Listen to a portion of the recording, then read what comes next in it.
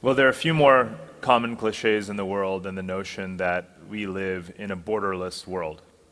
We take it for granted, especially the young students in this room who were born after the end of the Cold War. But is that really true? I'm not so sure. So what I'm going to try and explain to you today, or in the spirit of lateral thinking, think differently about the lines on the map. Now, in fact, we think the world is borderless, and yet we've never had so many borders, not since the Middle Ages. There's at least 200 or so unique territories in the world today. So I think when we use the phrase borderless world, we really mean this map. This is the map, a satellite image of the world at night. All we see is the cities lit up. You can go to Schiphol Airport and fly to any one of these places. The world seems pretty borderless. But in fact, again, we've never had more borders than we have today. So which lines on the map really matter and which ones don't? Let's take a quick tour through history and understand which lines matter and which lines no longer matter. Back at the end of World War II, there were just 100 nations in the world around the time of the founding of the United Nations. You can see the large colonies held by for the French in West Africa, the British in East Africa. You can see colonial South Asia and so forth. Then came waves of decolonization through the 1950s, 60s, and 70s. 50 more countries were created. You can see Africa is much more split up now. India and Pakistan have been separated. And then came 1989, 1990, both the collapse of the Soviet Union, the disintegration of the Balkans, another 20 countries created. So just about every year, it seems, all of you have heard of Kosovo, there's a new country that seems to be born. The world map is always changing, and today we have more than ever before.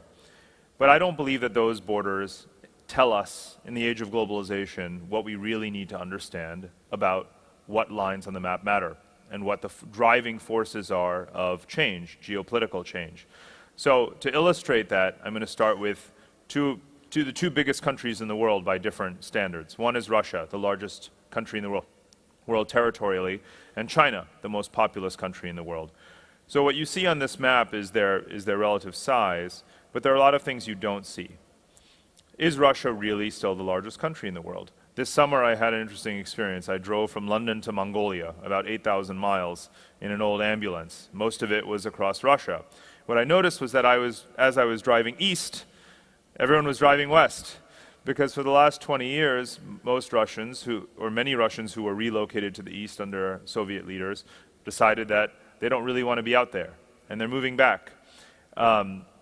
So much of Russia's 120 million people is starting to consolidate west of the Urals. We've always thought of the Urals as the dividing line between Europe and Asia, and most Russians are moving west. They're moving towards the European part of Russia. The further east I went, the fewer people I saw. In fact, in all of eastern Russia, you only have about 6 or 7 million people. So what's going to happen in this part of the world? I'll start by giving the example of Mongolia, or as I call it, Mongolia. In Mongolia, what you see happening is that Chinese front companies operating, you take their trucks and they take the gold, copper, and other natural resources, and they ship them southward over the so-called border. China isn't conquering Mongolia, but it is buying it. And I believe that whereas colonies were once conquered, today countries are bought. And Mongolia seems to be a good example of that. It is a captive supplier of all of these resources to its southern neighbor. Let's apply this logic to Russia. Now, I mentioned Siberia earlier, and this is probably what you think of when you hear the term Siberia. You think of a cold, desolate, barren place. But in fact, what I experienced this summer was a heat wave in Siberia. In fact, agriculture, agribusiness, is one of the fastest growing industries in Russia. But if they're growing all this food, and all the Russians have moved away, who's it going to feed? Well, maybe this is the answer to the question. It's what I call globalization, Chinese style. Every year, about several 100,000 Chinese or more, it's very hard to actually keep track of the numbers, are migrating northward, crossing the Amur River. Just the Harbin province of China and its surrounding territories has over 100 million people. That is equivalent to the population of Russia itself. What I see happening is that this migration, these Chinese migrants have become settlers. They operate their own bazaars, their own clinics. They've basically leased the territory. Again, like Mongolia, they're not conquering it, they're just leasing it or buying it. But they'll probably stay. and no one is sending them back. In a way, this is what the demographic map is going to look like. But this map actually is 700 years old. This was the map of the Yuan dynasty under Kublai Khan, the grandson of Genghis Khan. So as I say, history doesn't necessarily repeat itself, but it does rhyme. And this is just one example of how demographics is one factor that is changing the way we think about whether or not the lines on the map matter. And I think around East Asia, you find a lot of other ways in which globalization is creating new ways for us to think about the relationship between territory, populations, and politics, and so forth. And I believe that, again, to center the picture on China, what is being created, if you remember your history, Japan's ambition during World War II was to create a greater East Asian co-prosperity sphere. The methodology was very aggressive, to say the least. Today, I believe there's a greater Chinese co-prosperity sphere being created, but it's being done largely through peaceful means. How is it happening? The first is through what are called the global hubs. The global hubs are these major cities, the world financial centers. We tend to think of those being dominated in the West, London, New York, Paris, and so forth. But if you look at this map, you'll see that Sydney, Tokyo, Seoul, Hong Kong, Singapore, and so forth are all in the East. And in fact, the East has more of these global hubs, financial centers, than the West. And in fact, in the history of Asia, they think more in terms of hierarchies and empires, not so much in terms of sovereign nation states. And what you find is that a lot of these global capital, these financial capitals today, are deriving immense benefit from being part of and investing in China. So beyond the global hubs, there's trade. Trade between China and all of its neighbors, and China has more neighbors than any country in the world, is now greater than trade across the Pacific Rim. So China has made itself a real hub in this sense. Now, there's a multi-part strategy. There's traditional American allies like Japan, Australia, and Korea, for example. China targets all of those countries so that they benefit immensely from trade with China, lower costs, more profits, and so forth. And so they're locked into a deeper relationship with China. If you go to Korea today, whereas an older generation might feel, in Korea, might feel this loyalty to the United States, as if there were some conflict with China, they would side with the United States. The younger generation certainly doesn't feel that way. In fact, their new official doctrine is that they would kind of sit on the sidelines, or they would offer to mediate, which is fine. If you go to Australia, it's much the same. Now, Australia has long been considered a strong American ally, but if you opened up Bloomberg Businessweek magazine a couple of weeks ago, you'd find a very interesting headline. It said, "The deal is simple. Australia gets money. China gets Australia." Because that's effectively what's happening by way of the export of natural gas, iron ore, and other raw materials that Australia has to China. The dependency is growing very, very strong. Another part of the strategy is, of course, diplomacy. Now, the European Union is a very robust set of institutions, and no other region has really had that kind of maturity.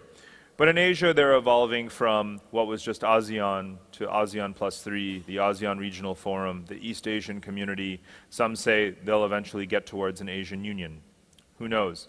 But diplomacy has been a major factor in diminishing some of the tensions that exist, and they flare up from time to time, as they are right now between China and Japan. But largely, the institutional framework that is building in the region has helped to manage these tensions. And then there's demographics again. The export of Chinese people. They can keep on doing it, and they still have plenty at home. Students, nannies, business people, workers flooding the region.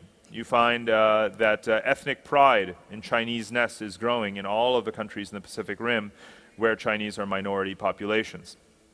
If you add it all up, you don't really have equal sovereign states as you would see on your map in the classroom. Nothing of the sort.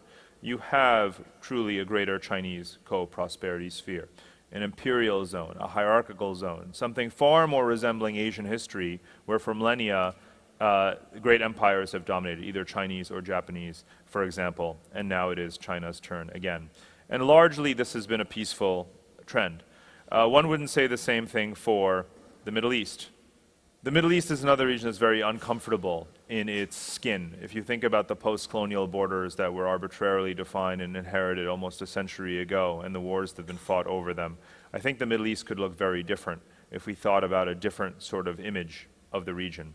And in fact, if you go back a century, you had the Hejaz Railway, which is the line on the left connecting Istanbul to Medina in Saudi Arabia. It was meant to carry pilgrims performing the Hajj, but today it lies basically in ruins.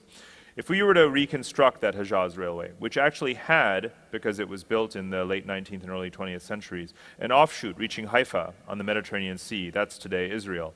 And if you had an offshoot to Cairo, if you had an offshoot, a branch to Baghdad, if you had one to Tehran, and you already have a new railway that opened last year connecting Istanbul all the way to Islamabad.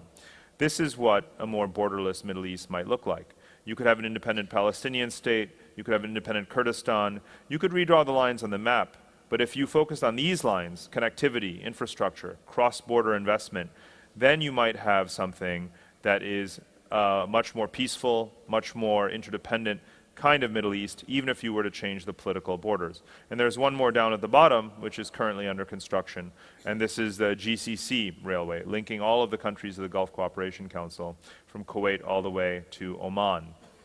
To me, this is what we should aspire towards. This is what a borderless Middle East might look like. Okay, now we'll look at Central Asia. The stands, every country that ends in stand. This landlocked region is oil-rich.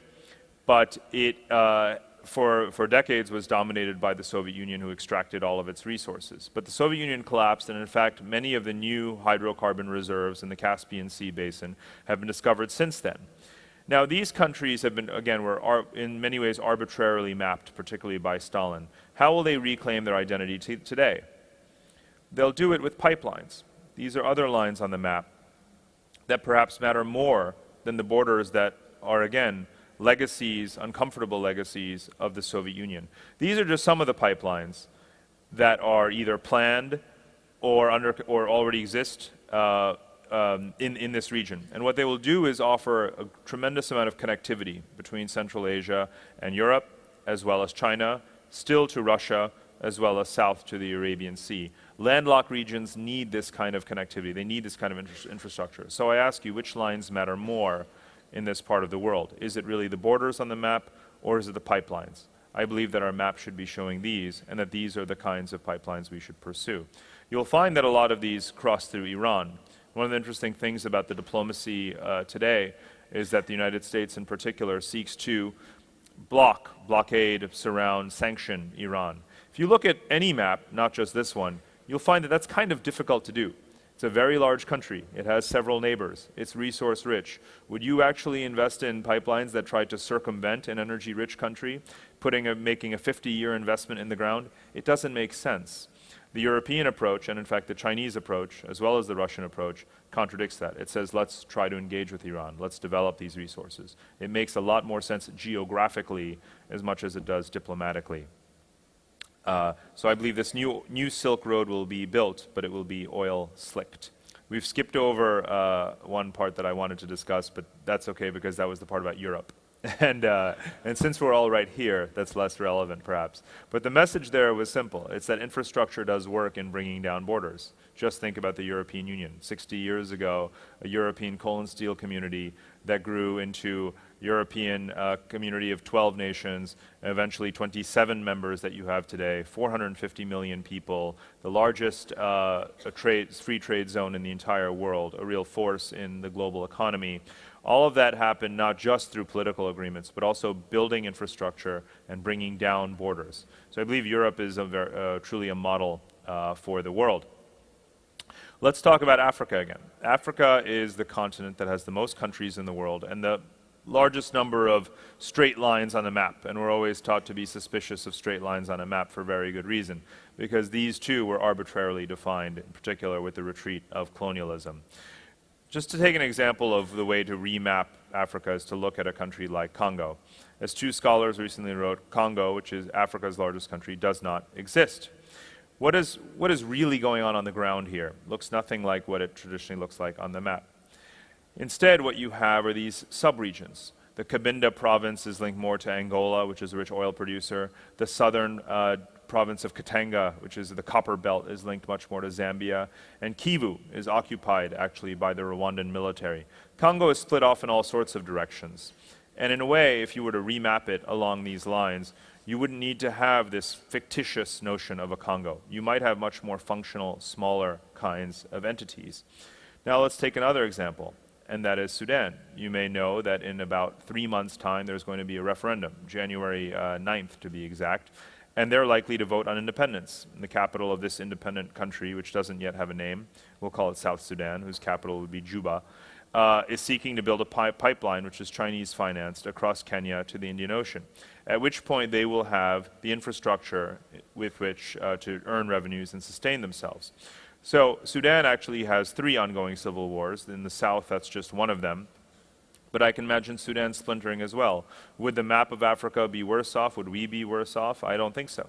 I think we should actually embrace some of this remapping because it can correct for some of the errors of the post-colonial era.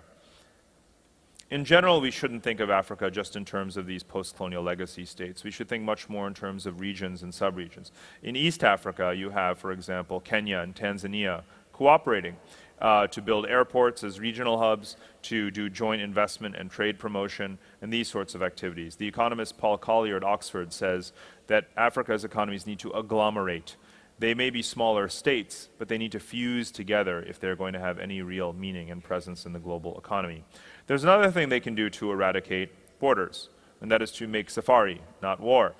And there's already good examples of this. If you look at the relationship between, say, Mozambique and South Africa and Botswana, rather than fight over borders that are, in fact, game preserves with wonderful wildlife, they've turned them into what are called transboundary conservation parks, which is just a fancy way of saying a safari.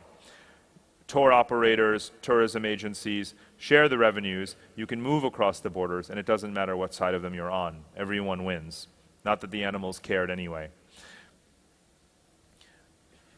So where can we expect lines on the map to change? If you look at South Central Asia, today the most turbulent part of the world, Afghanistan and Pakistan, the borderlands between them, 9 years into this war on terror, there has been very little progress in stabilizing the region.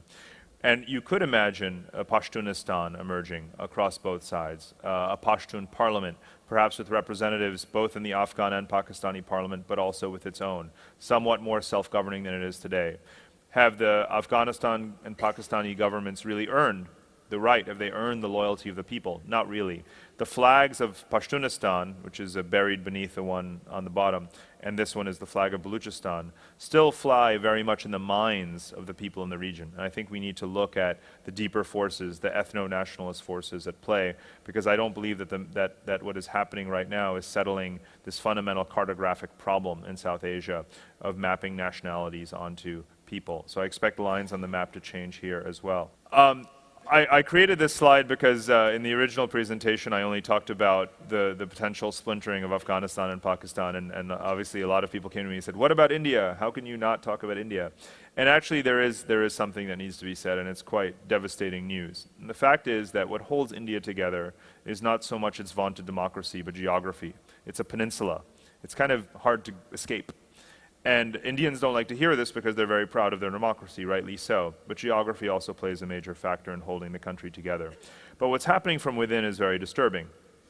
Even though it is considered a rising power, a superpower by some, what's actually happening is that you have a major movement of Naxalite Maoist rebels, and they've begun to destabilize half of India's states, particularly in the eastern part. What's most worrying is that it's particularly in the areas where iron ore production is happening, where there's a lot of mines, where the insurgency is growing. So the economic growth in that sector is actually fueling unrest and destabilization. I don't expect a new state to be carved off like a Kashmir of eastern India. But these are things that the maps, again, that hang on the walls don't really show, but they probably should. Now let's look at a part of the world that is thought to be non-globalized. Latin America is almost left off the map. In geopolitics, it's often referred to as a sphere of marginality, which is a very polite way of saying it doesn't matter. But in fact, Latin America matters a great deal, especially for those who are familiar with Brazil. If you look at what's happening, the oil of Venezuela and newly discovered of Brazil, other resources such as these white arrows symbolizing, of course, cocaine from Colombia, going in all directions, not least to here, for example. Other resources, citrus, timber, beef, all reaching global markets. Let's not forget copper from Chile. Beef again, copper from Chile, going to China. Latin America has become very globalized, and its map is changing as a result. What used to be considered an exclusive American Monroe Doctrine sphere of influence has now become something that is much more competitive. And in fact, the forces of globalization, the remapping of territory are happening even on the US-Mexico border. This is, many of you have been following and probably read about the troubles in Mexico today, and really you found that gang violence is spreading northward. The communities of the border areas between the US and Mexico are actually being destabilized as a result of drugs and weapons and gangs flowing from south to north. Building a fence along this border has not really helped resolve the problem, has it? I've argued in my own work that the United States should take a much more European approach to Mexico, the way actually Europe has done to Turkey, by way of engaging not just on trade, but on a lot of other factors that have resulted in genuine political reforms and political change in Turkey. The broader picture for North America is interesting. If they were to follow that advice, you would move towards something like a North American Union. And one of its newest members would actually be born in the next 5 years. Now, you know that the Arctic ice cap is melting, that resources have been discovered there, that the Northwest Passage will soon be open for transit. So who will benefit the most from this? You hear about the Russians planting their flag underneath the Arctic. You hear about a Canadian military operating there in the US too, but the big winner might be Greenland. Last year, Greenland voted itself self-governance rights from Denmark, and the next step is likely going to be independence. Why would Greenland still be considered a European colony, in a way, a province or protectorate of Denmark? I think Denmark is about to get a whole lot smaller, and Greenland will become the 4th member of the North American Union. So climate change, just like demographics and other factors, is going to really change the way we look at the map. So what is the lesson from all of this? In a way, as I mentioned with respect to climate, geopolitics is a lot like climate change. It's always slowly, imperceptibly morphing the map of the world. Sometimes we don't even notice it. And we often fear changes on the map, just like we tend to fear the consequences of climate change. We don't like to learn we fear people dying in civil wars. We don't like to learn the names of new countries. There are a lot of reasons why we fear changes on the map. But it is, like climate change, an inevitable process, one that carries on and on and on in search of an equilibrium. When we talk about climate change, the equilibrium we're looking for is this harmony, this balance between the way people and resources are distributed across the planet. With geopolitics, it's much the same. We're looking for an equilibrium. How do we, as communities of people, in terms of our resources, our money, our power, how are we distributed around the planet? And we haven't found that equilibrium yet. But we can get closer to it, I believe, if we don't focus on these lines on the map, but on the new ones that I showed you, the lines of infrastructure that cross the borders. The more we build lines across the borders, the more we will have the borderless world that we want. Thank you.